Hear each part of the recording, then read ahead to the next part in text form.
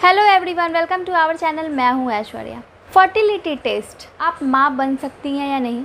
अगर ये सारी प्रॉब्लम्स आप में नहीं हैं तो अगले महीने आप कंसीव कर सकते हो। बहुत सारी महिलाएं ये बोलती हैं कि कोई प्रॉब्लम नहीं है मुझ में, मैं बिल्कुल तंदुरुस्त हूँ, कोई फाइब्रॉयड, एंडोमेट्रियोसिस, थायराइड, सिस्ट, कोई भी फर्टिलिटी इशू नहीं है मुझे, फिर भी कंसीव क्यों नहीं हो रहा है। लेकिन आज जो मैं चीज़ें बताने वाली हूँ, आप लोगों के साथ बातें शेयर करने वाली हूँ, आप उन बातों को गौर से सुनें और देखें, ऑब्ज़र्व करें कि कोई बड़ी बीमारी नहीं है, लेकिन फिर भी इस छोटी बीमारी के कारण, इस छोटी सी समस्या के कारण कहीं कंसीव ना करने का तो ये कारण नहीं बन रहा है। जैसे कि अंडे का साइज़, फॉलिकल जो साइज़ है वो कितना होना चाहिए? 18 mm से 28 mm तक। ज़्यादा छोटा होगा अंडे का साइज़ तो कंसीव करने में प्रॉब्लम होगी, वहीं ज़्यादा बड़ा होगा तो उसमें भी कंसीव करने में प्रॉब्लम होगी। अंडे का साइज़ इतना होना चाहिए। दूसरी बात ये कि ओवुलेशन, आपका अंडा जो है वो अंडाशय से नियमित सही समय पर बाहर निकलना चाहिए। हर पीरियड 14 से 15वें दिन में सही समय पर बाहर निकलना चाहिए, फेलोपियन ट्यूब में आना चाहिए। ओवुलेशन सही हो रहा है। अब ओवुलेशन के लक्षण है कुछ जो कि आपको आ रहे हैं या नहीं, आप कैसे पता करोगे? तो ओवुलेशन के प्रॉपर लक्षण मैंने अपने चैनल पे दिया है, वहाँ जाके देख सकते हो। ओवुलेशन होने से पहले डिस्चार्जेस होते हैं, सर्वाइकल म्यूकस का निकलना, वो म्यूकस आपको निकलता है या नहीं। सर्वाइकल म्यूकस ओवुलेशन का एक इशारा होता है। डिस्चार्जेस जो कि बिल्कुल थिक होता है, गाढ़ा होता है, पारदर्शी होता है, इस टाइप का आपको ओवुलेशन के आसपास डिस्चार्जेस दिखेंगे।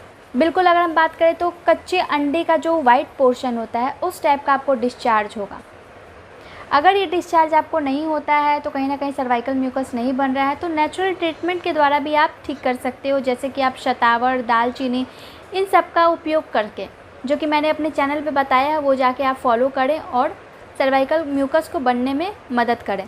और भी कई ऐसे सिम्टम्स हैं, टेम्परेचर का इंक्रीज़ होना, लिबिडो का बढ़ना, ब्रेस्ट में टेंडरनेस होना, कई महिलाओं को थोड़ी बहुत स्पॉटिंग भी होती है ब्लीडिंग की। सारी महिलाओं को ओवुलेशन के टाइम नहीं होती है, लेकिन कई महिलाओं को होती है।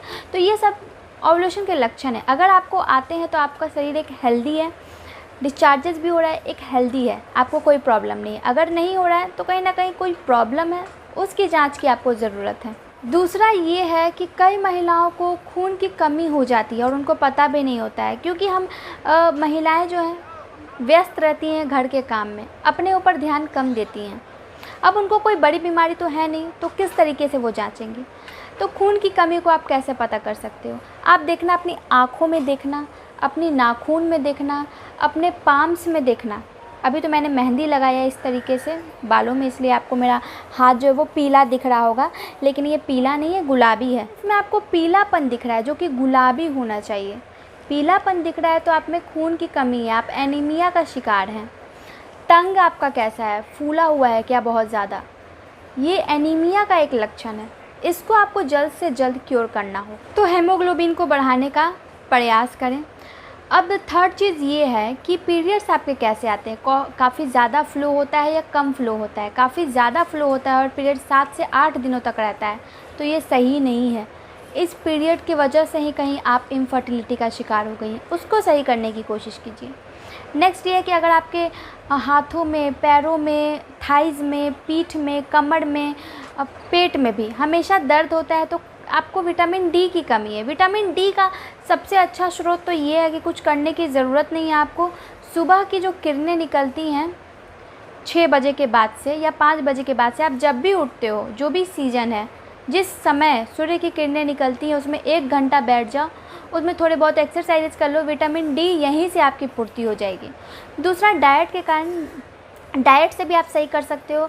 डेयरी प्रोडक्ट्स ले सकते हो, विटामिन डी के फूड ले सकते हो। विटामिन डी गूगल पे जाके आप सर्च करोगे, बहुत सारे फूड चार्ट निकल जाएंगे, वो सारा कुछ लेना शुरू कर दो। फिर आपको कफ, कोल्ड, एलर्जी, प्राइवेट एरिया में इन्फेक्शन, इरिटेशन, इचिंग, बर्निंग, या फिर यूटीआई इन्फेक्शन है, एलर्जी की प्रॉब्लम है, ये सब कुछ प्रॉब्लम है, तो आप तुरंत से तुरंत नेचुरल चीज़ों के द्वारा आप क्योर कर सकते हो। इम्यूनिटी कम होना, इम्यूनिटी भी कम होना कहीं ना कहीं इनफर्टिलिटी का कारण बन सकता है।